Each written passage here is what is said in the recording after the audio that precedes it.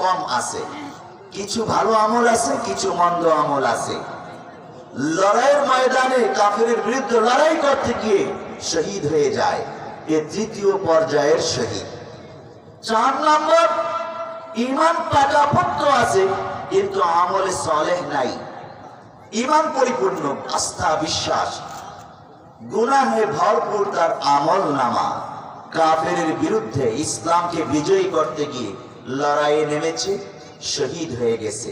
এ হলো চতুর্থ ক্যাটাগরির শহীদ, যে অনেক গুনাহ করেছে কিন্তু বিশ্বাস বিশুদ্ধ, ঈমান পরিপূর্ণ, আমল নাই, গুনাহগার।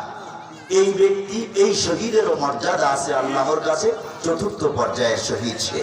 তবে কথা হলো, এই 4 প্রকারের শহীদ জান্নাতে যাবে, সুবহানাল্লাহ বলে। একজনও জাহান্নামে যাবে না। গুনাহ করতে করতে